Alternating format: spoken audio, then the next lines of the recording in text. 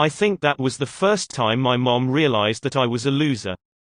Needless to say, I got my curfew extension. Parents of Reddit, what lessons have you tried to teach your kids that completely backfired? I taught them to stand up for what they believe in. All of a sudden they believed veggies were the devil and bedtime should be abolished.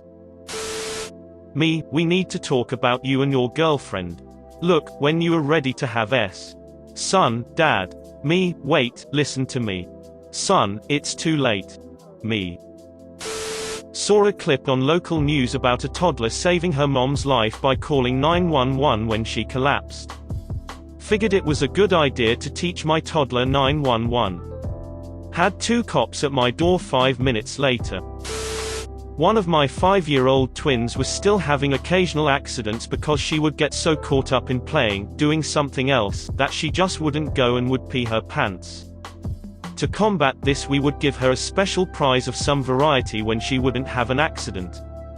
This, in turn, caused her twin sister to start having accidents so she could get prizes for not having accidents, even though she was fine on this front beforehand. We had to rethink our methods. Read a book that suggested you ask your kid what an appropriate punishment for misbehaving would be and then carry it out. 6-year-old son pinched his brother or something, so we asked what an appropriate punishment would be. He said, pluck out my eyeballs and throw me over a cliff. We didn't follow through, and stopped reading parenting books. My kids were begging for a pet. I don't want to take care of a pet, and I told them that they don't clean up after themselves without me harassing them, so why would they clean up after a pet without me harassing them? Told them if they could keep their room clean for 6 months without me telling them, they could get a pet. Youngest child proceeds to clean the room, then moves clothes and a sleeping bag into the hallway, and locks his door so his room can't get dirty as he sleeps in the hallway. Taught my now 16-year-old to always compliment people who insulted you. We were in a Burlington coat factory in Michigan when my mother was shopping for a bathing suit to take to Florida. There were few to choose from, so she was complaining. My kid was 4. A woman trying on pants, and said something rude to my mom who was asking my opinion, and my daughter caught on that my mother was agitated. She squeezed out behind me and told the woman, "Your teeth are such a pretty yellow." My parents taught me to call 911 when I saw somebody doing something illegal. I called the cops on the Wiggles movie I was watching when I was 5, because a clown stole a cake. Luckily the 911 operator realized I was young, my story didn't make sense because it was a kids movie, and asked to talk to my mom before sending out cops. When I was 11 I once called the FBI because I felt I had information on a serial killer. I didn't, I just thought I did. When the FBI answered I got spooked and hung up. The FBI called back, "Keep in mind it's 2 a.m. in the morning," and my mom answered the phone, "Hello, this Special Agent Kim with the FBI, and I believe your son just called us." That's not a call you want from the FBI at 2 a.m. about your 11 years old son who last you saw was in his room going to sleep several hours ago. I sat in my room waiting for my parents to call for me. They did. They were not pleased that I had called the FBI without speaking to them first. My dad tried to implement the whole "you must eat all the food on your plate" in our house during meals. My mom was never a fan of that lesson, but my dad was stubborn, so she just let it go. Well, one day my sibling had 2 to 3 bites of food left on the plate, and was very clear that they were absolutely full and couldn't eat another bite. Dad wasn't having it and insisted they could not leave the table until all the food on the plate was gone. My sibling realized they weren't going to convince our dad that they were too full, and finished the last few bites. They then proceeded to vomit on the table and our dad. He stopped enforcing the rule after that.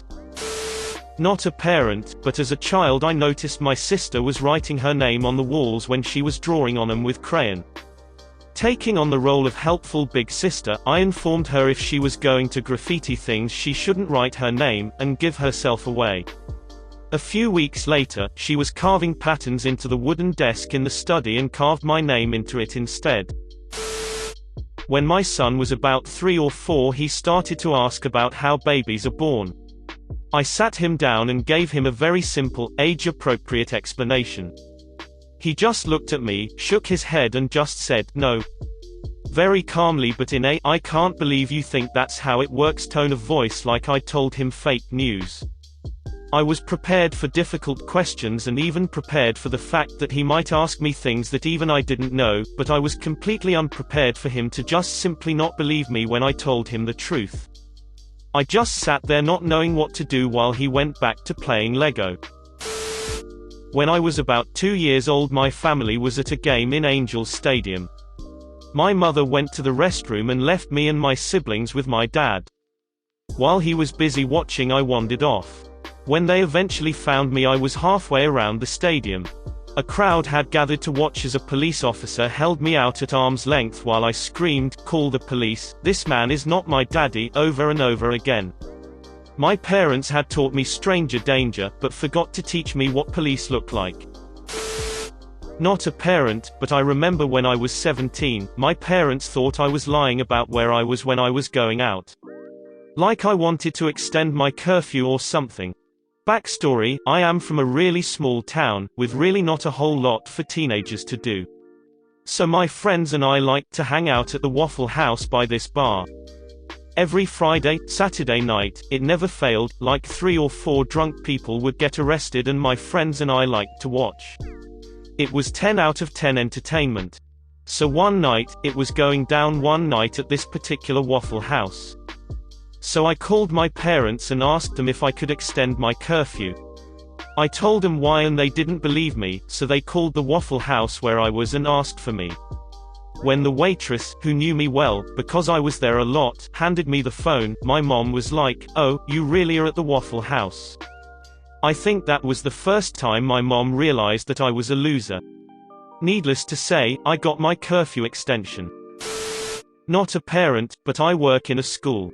At my school we have a lot of kids with learning disabilities, more than in your average school, as we have a special program for it and get special funding. So one of the first lessons of the school year is everybody needs different things to learn, and if somebody is getting something different from you, it's because that's what they need to learn at school. You know, a kid-friendly way of explaining accommodations. Now, the usual accommodations we offer are special chairs, wiggle seats, extra breaks during the day, and extended testing time and tests taken in a quiet room. One kid, however, has decided to take the "everyone learns differently" lesson to heart and now talks in a fake British accent, "I live in America by the way," all day. Because it helps him learn. Then all of the other kids started talking in fake accents. When my oldest kid was 3 or 4, a few months after I separated from his mom, I found a home with a couple of these DJs who needed a roommate to split the bills. Mike was terminally ill, Louis was a pothead. I was a young divorced dad. Pretty suave home, am I right? One day after cleaning the kitchen I stepped out to pick up my kid, came home and the kitchen's a wreck. Louis got high and decided to make himself a smoothie. He left milk, ice, bits of juice and just gross crud everywhere. I told Louis he needed to clean it up, he told me he'd get to it in a little bit, I told him I needed to make my kid dinner now, and needed to work in the kitchen, he told me, so clean it up yourself. One thing led to another and pretty soon we're in each other's faces, really close, almost bumping chests, fingers pointing at each other, yelling really loud, lots of cuss words, before we both storm off. I go up to my room, and kiddo's up there with a quivering lip and eyes welled up. He bravely tells me, "Louis is our friend and you yelled at him very mean." Damn it. I go back to the living room. "Louis, could you come down here please?" "What?" He stomps into the living room. Sigh. I was very frustrated because I worked hard to clean the kitchen. Then I saw it messy again, but I did not ask what you were doing or how your day was before getting mad about the kitchen. I should not have yelled at you or said bad words. You're my friend and I will try to use nicer words from now on. Louis looks at me and says, "WTF?" Then he turns and sees kiddo watching both of us. Oh god damn it. Fine. And he cleaned the kitchen. My kid asked us to hug each other afterward. Louis and I are still friends. He's got his own baby now. Calm as a bitch, Louis. Like and subscribe for more funny, interesting, and scary r/ask Reddit videos.